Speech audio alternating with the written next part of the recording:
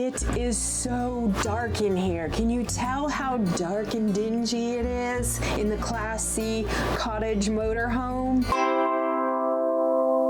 In the Class C, they use fluorescent lights. It's a 2004, so this is before LEDs, and great idea for low power consumption. However, terrible idea as far as the amount of light that it puts out. It's kind of got that pretty yellow glow, but it's so dim you just can't really see what you're doing half the time. I hate it to be so dark. That's why I wanted to brighten everything up in here, because I wanted it bright. So in this project, we are changing out all the lights in the Class C. So I found several different lights off of Amazon for our replacement lights. And of course, we'll put those links in the description below so you have it if you're interested. So the first one is, this is going to replace those fluorescent lights, and they are an actual RV LED dimmable light. So I'm excited about this. For our side lights that we have, our wall sconces, if you will, we have these super cute little lantern looking lights. And of course, when you get lights for your RV, make sure they're 12 volt, because that's what you're typically going to need for your RV. And this is going to go into our bedroom. So let's get started installing. All right, so the first thing we're going to do is we're going to remove this old fluorescent light. And if you have these, you just squeeze them together. You can see where the lip kind of comes in. And you don't want to break them, because somebody else these would probably be nice for somebody else's. Next thing we're going to do is twist the bulbs, pop those out just so they're out of the way of the screws.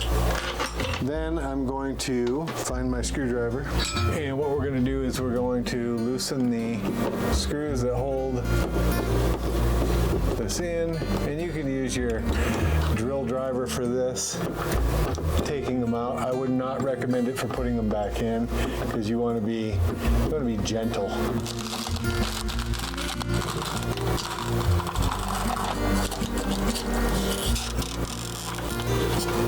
I'm going to try to separate these and see if I can save these wire connectors. I don't know if I have a few of these connectors, but I don't think I'm going to have enough. I'm going to see if I can be gentle enough to use these again. So I'm going to try to leave those connected so I can connect my new wires into the same spot. Next thing I'm going to do is open this. I have no idea. I have not opened it yet. So I'm going to open this and get an idea.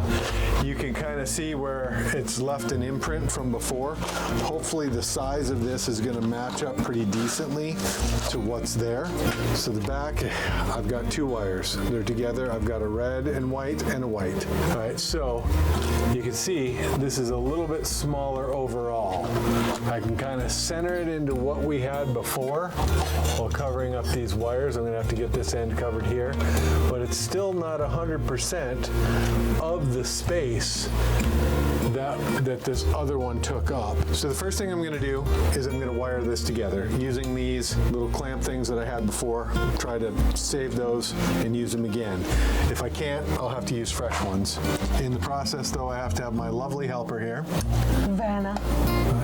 And the red and white wire is going to go with the black wire. I'm going to connect in here to where the black wire is. I'm going to put my wire through, and then what I'm going to do is try and squeeze that together. Push this through both. All right.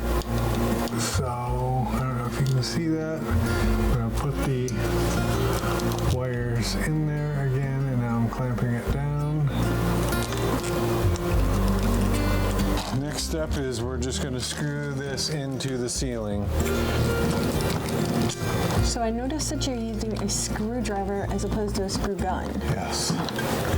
This is basically, the ceiling in here is carpet and who knows what behind it. So I'm using the screwdriver because I don't want to drive it in too hard and then have it not grab because it breaks loose and spins.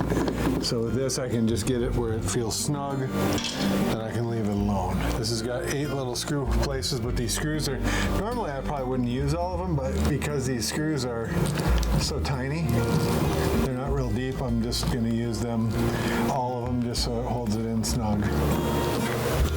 Okay, so now I'm going to put the light covers back on. And with these particular lights, they're dimmable, and there are also 3 different settings, so you can have a white, a blue, and a more of a natural light as well. So if we bring that up to its maximum brightness, you can tell it's a lot brighter than the other ones. If you push it, it gives you more of that yellow light that you would like, and then you got more of a blue light depending on what you want. So Stacy picked these out, and she did a good job. If we want to have a nice romantic evening, we'll go to the yellow and leave it like it used to be. So now we're going to go ahead and get some light in this place by putting up the rest of the 3 lights that we have using the same steps. Once we got everything completed in the dining room and the kitchen area, it was now time to move to the bedroom. In the bedroom, we had the same type of lights that we had in the kitchen and in the dining room area. For the bedroom, we chose a fairly unique looking light. I'm not even sure what you would call it, but it does have an LED bulb in it, and the installation was much the same. However, we did have to mount an actual bracket that held the light onto it.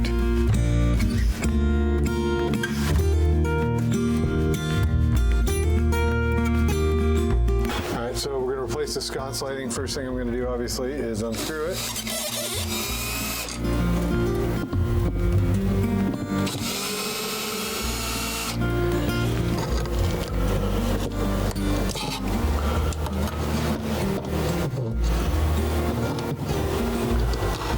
So we had a little bit of trouble because the wires on the current sconce light were very short, so we're having to work through that by pulling some of them out and snipping very close to the light and all that good stuff. Once we took care of the issue with the wires being so short, the installation was really quite easy. Everything went in smoothly, and these lights really are a fabulous light. They put out a lot of light. They have a switch that's right on them, so they worked out really well. Before we put the new lights in, it just really struggled to be bright enough to do stuff. After we put the new lights in, it's like complete daylight. Total night and day difference. We are officially in the light. We have all new lights in the cottage in our Class C, and it is so much brighter, and I love it. I'm so excited. I know you're shocked to hear that I'm so excited. And we're not done yet. We have other projects we're going to be working on, so if you want to see some other videos, you can click on the screen or go to our channel and hit one of our playlists. And if you found this helpful, go ahead and hit that like button and also subscribe to our channel. And as always, doing things yourself will save you money and allow you to have more adventures. So make sure you get out there and do some things yourself. Doing things yourself saves you money and allows you to be free. See you in the next video. It is very... I was doing this to you. Hey, when I wave my arm, I didn't know what you wanted me to do, though. that means stop, because I need to readjust. Okay, no, it. this means I gotta get my glasses because I cannot see enough to actually do anything.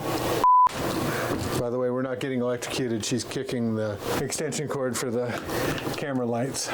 Just so you know that nobody was hurt in the production of this video.